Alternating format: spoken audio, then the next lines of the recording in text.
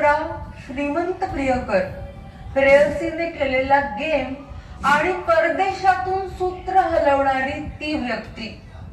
दादर स्टेशनवर एक सूटकेस घेतलेला मुलगा पकडला गेला. सूटकेस मध्ये मृतदेह असल्याचं समोर आलं. मग ते पती पत्नी आणि मोच कनेक्शन असल्याचं तपासातून दिसून आलं. पण त्यानंतर बेल्जियम मधून आलेल्या व्हिडिओ कॉलने या स्टोरीला वेगळं वळण मिळण्याची शक्यता निर्माण झाली आहे. नेमकं काय घडलंय? दादर स्टेशनवर सूटकेस मध्ये मृतदेह सापडल्याची स्टोरी परदेशातून सूत्र हलवून रचली गेली होती का? या हत्येमागचं कारण फक्त लव्ह ट्रायंगल आहे की अजूनही बरंच काही आहे? पोलीस तपासात कोणती नवी माहिती समोर आली आहे? या व्हिडिओतून सगळंच जाणून घेऊया. नमस्कार, मी हरिता पुराणिक, तुम्ही पाहताय लोकमत. रविवार 4 ऑगस्ट 2024 चा दिवस. मुंबईतल्या सेंट्रल रेल्वेचं सर्वात गजबजलेलं स्टेशन दादर. इथे सेंट्रल वेस्टर्नच्या फास्ट स्लो लोकल येतातच आणि एक्सप्रेसही ये जा करतात. अगदी सुपरफास्ट लोकल आणि एक्सप्रेसही दादरला थांबतातच.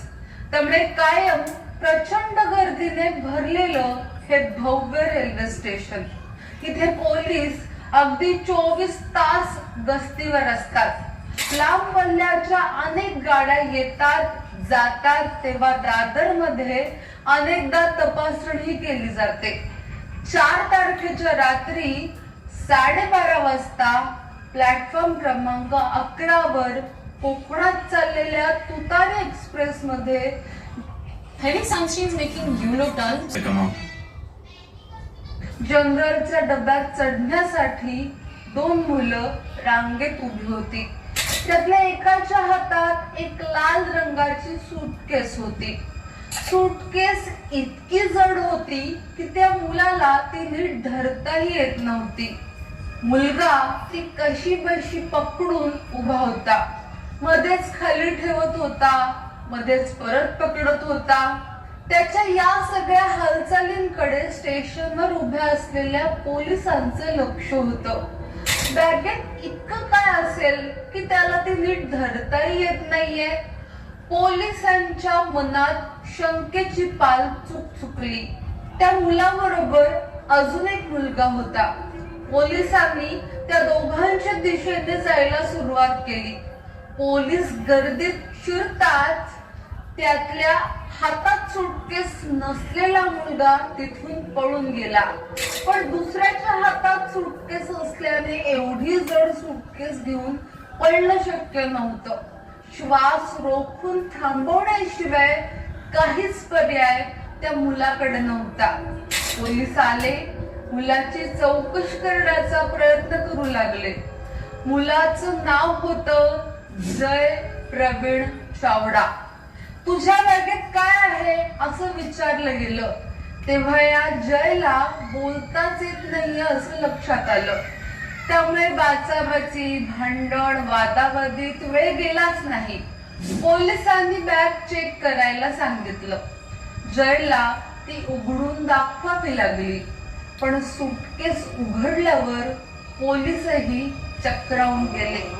इतका वेळ अवजड बॅग हातात घेऊन उभ्या असलेल्या मूकबधीर मुलाच्या हातात फक्त सुटकेस नाही तर त्यात एक मृतदेहही होता. प्लास्टिक मध्ये गुंडाळून तो कसा बसा सुटकेस मध्ये कोंबला होता.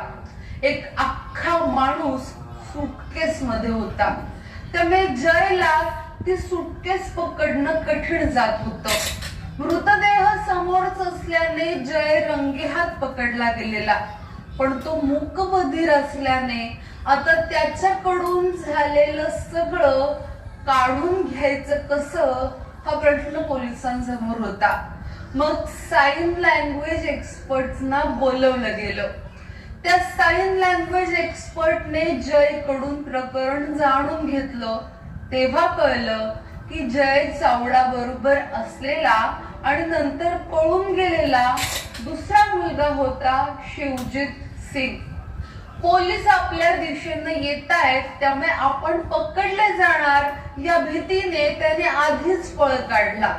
दुसरा प्रश्न होता, हा मृतदेह कोणाचा? पोलिसांच्या तपासणीत हा मृतदेह अरशद अली सादिक अली शेख या 30 वर्षाच्या माणसाचा असल्याचं समजलं.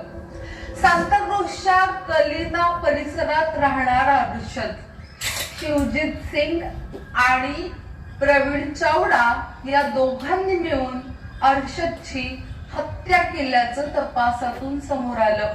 त्या दोघांना या मृतदेहाची कोकणात जाऊन विल्हेवाट लावायची होती. त्यामुळे त्यांनी त्याचा मृतदेह लाल सूटकेस मध्ये कोंबून दादर स्टेशनवर आणला होता.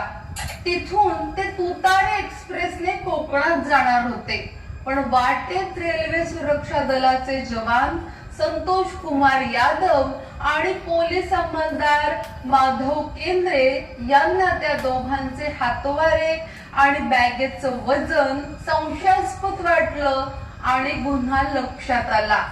प्राथमिक तपासात शिवजीत सिंग आणि प्रवीण चावडा या दोघांनी मिळून अरशद अली शेख याची हत्या केल्याचं समोर आलं, पण शिवजीत सिंग घटनास्थळावरून पळून गेला होता. मग पोलिसांनी प्रवीण चावडाकडून माहिती घेतली आणि शिवजीतला उल्हासनगर मधून ताब्यात घेतलं. गुन्ह्यासाठी वापरलेलं हत्यारही पोलिसांनी जप्त केलं. पोलीस तपासात असंही समजलं की मुंबईतल्या पायधुनी परिसरात ही हत्या केली गेली. त्यामुळे त्यानंतरचा तपास पायधुनी पोलिसांकडे वर्ग केला गेला. पोलीस तपासातून जय चावडा, शिवजीत सिंग आणि अरशद हे तिघं मित्र असल्याचं समजलं.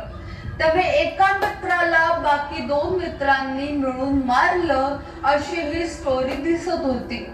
पण जेव्हा नेमकं का मारलं या दिशेने पोलिसांनी तपास करायला सुरुवात केली, तेव्हा रुक्साना नावाच्या मुलीचं नाव पुढे आलं. रुक्साना अरशदचीच पत्नी. मग आपल्याच नवऱ्याच्या हत्येच्या केसमध्ये ताब्यात असलेल्या आरोपींकडून तिचा उल्लेख का यावा? पोलिसांना इथे या रुक्सानावर पहिला संशय आला. अरशद आणि जय मध्ये वाद झाला आणि त्यातून हत्या झाल्याचं आधी समोर आलं. अरशदची बायको रुक्साना बरोबर जय चावडाचे संबंध होते आणि त्यातून भांडण होऊन अरशदला जय आणि शिवजीतने डोक्यात हातोडा मारून संपवलं असं समोर आलं. आता ही केस सुटली असं वाटत असताना त्यात एक नवीन ट्विस्ट आला. या केस मध्ये ज्या रुक्सानाचं नाव समोर आलं तिचं 2012 मध्ये अरशद बरोबर लग्न झालेलं. तो प्रेमविवाह होता. त्यांना 2 मुलं सुद्धा आहेत. रुक्साना ही मूकबधीर. अरशद संसाराची जबाबदारी उचलायचा, छोटी मोठी कामं करून कुटुंबाचा उदरनिर्वाह करायचा.